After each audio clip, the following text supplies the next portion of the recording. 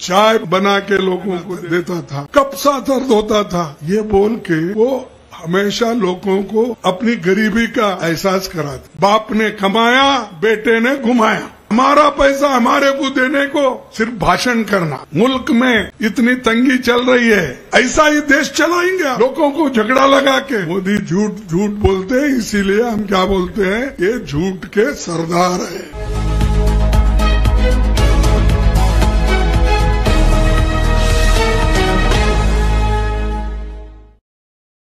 हमने उनकी 40% सरकार को निकाल दिया, अब वो यहां 30% बोल रहे हैं। तो बीजेपी का वहां 40% था और यहां कांग्रेस को इसलिए बोल रहे 30% कि यहां पर कुछ भी करप्शन नहीं है, अपना काम कर रहे हैं, वो जो चाहते हैं वो मिल रहा है, लेकिन किस ढंग से बदनामी करना, चलो इनको भी कुछ बोलेंगे, तो वो 30% बोलते फिर रहे हैं। भाई मोदी जी, आपने जो वायदा किया वो तो निभाया नहीं, लेकिन जब कांग्रेस ने जो वायदे किए थे, हमारे चीफ मिनिस्टर और हमारी कांग्रेस पार्टी, सोनिया गांधी, राहुल गांधी जी, इन्होंने जो वायदा किया था और वो भूपेश बघेल जी से करवाया, ये कांग्रेस पार्टी की एक बहुत बड़ी देन है और उन्होंने पूरा किया। क्या क्या किया? किसानों का कर्ज माफ किस सरकार ने की? ये तो कांग्रेस ने की। उसके बाद सरकारी कर्मचारियों के लिए पुरानी पेंशन किसने लागू की? वो तो कांग्रेस ने की। छत्तीसगढ़ के बच्चों के लिए Swami Atmanand English medium school किस सरकार ने खोली?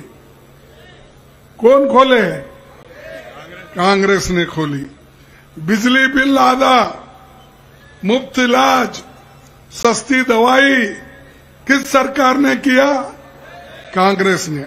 अब आगे जो करने वाले हैं उसमें हमने वायदा करके आपको बताया है। पहले की तरह इस बार भी फिर किसानों का कर्ज माफ होगा। केजी से लेकर पीजी तक बच्चों को फ्री विदाउट फीस उनको पढ़ाया जाएगा। डॉक्टर, इंजीनियर्स बनाए जाएंगे। ये सब हम वायदा किए हैं, क्योंकि गरीब के बच्चों को पीजी में पढ़ना बहुत मुश्किल होता है, फीस उनको नहीं मिलता। लेकिन हमने ये वायदा कर रहे हैं कि पीजी से लेकर केजी से लेकर पीजी तक फ्री शिक्षण आपको मिलेगा। ये वायदा हम करते हैं, क्योंकि शिक्षा ये बहुत बड़ा महत्व का है। बहुत बार जवाहरलाल नेहरू जी, महात्मा गांधी जी, अंबेडकर जी, ये सभी ने कहते थे कि हमको शिक्षा देना बच्चों को अवश्य है। वो काम कौन कर रहे हैं? छत्तीसगढ़ में कांग्रेस पार्टी की गवर्नमेंट करने जा रही है। गैस सिलेंडर पर 500 प्रति सिलेंडर सब्सिडी महिलाओं के खाते में जमा होगा। 200 यूनिट तक मिलेगी बिजली मुफ्त और 17,50,000 गरीब परिवारों को खुद का घर मिलेगा। इन्होंने तो ये कहा, मोदी जी ने कहा, भाइयों बहनों, हमारी सरकार अगर आएगी आपको करोड़ों मकान बना के सबको फ्री में निवास देंगे। क्या दिया? अगर देते तो इतने लोगों को देने की हमारी आवश्यकता नहीं थी। और उनका काम हमेशा यही है, जहां जहां अपोजिशन की सरकार है उनको सताना। जो छत्तीसगढ़ को केंद्र सरकार से पैसा मिल रहा है, आज वो नहीं मिल रहा अभी भी, उसको कट करके दे रहे, सताते हैं। क्या उनका पैसा है? क्या उनका घर का पैसा है? अरे ये तो लोगों ने दिए हुए टैक्स के पैसे हैं, ये जीएसटी के पैसे हैं, ये माइनिंग के पैसे हैं। लेकिन ये पैसा, हमारा पैसा हमारे को देने को मोदी इतना सताते हैं, फिराते हैं कि क्या इनकी जागीरी है? अरे हमारा हक है। और आदिवासी लोग, गरीब लोग मेहनत करके खाते हैं, मुफ्त का नहीं खाते हैं। अदानी, अंबानी और उनके दोस्त शाह, ये सब लोग क्या करते हैं? ये तो सब उनको मदद करने की कोशिश करते हैं।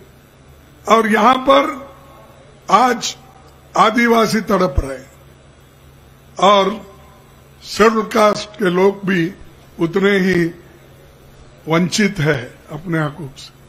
लेकिन उनको चिंता नहीं, सिर्फ भाषण करना।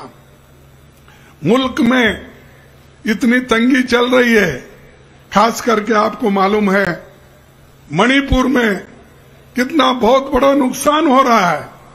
वहां पर लोग लड़ रहे हैं एक दूसरे से, लेकिन एक दिन भी मोदी साहब जाकर वहां शांत करने की कोई कोशिश नहीं की।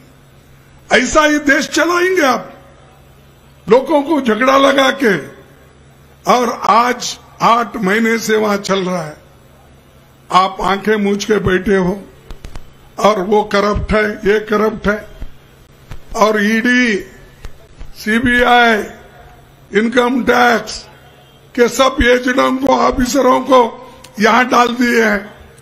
अरे आप कितना भी सीबीआई को लगाओ और ईडी को लगाओ और सीईसी को लगाओ, ये छत्तीसगढ़ के लोग डरने वाले नहीं है, डटकर मुकाबला करेंगे और फिर कांग्रेस पार्टी को लाएंगे। ये कांग्रेस पार्टी आज की नहीं है, इसको 138 साल का इतिहास है। और हमारे लोग फांसी पे चढ़ के आजादी दिलाई है, हमारे लोग जेलों में जाकर आजादी दिलाए हैं, हमारे लोग अंग्रेजों से लड़ के आजादी दिलाई। तुम क्या दिए? तुम्हारे पास कोई गया बीजेपी में जेल? आरएसएस का कोई गया है? अब आज बैठ के बगैर मेहनत करके हुकूमत कर रहे हो और फुकट का खा रहे हो।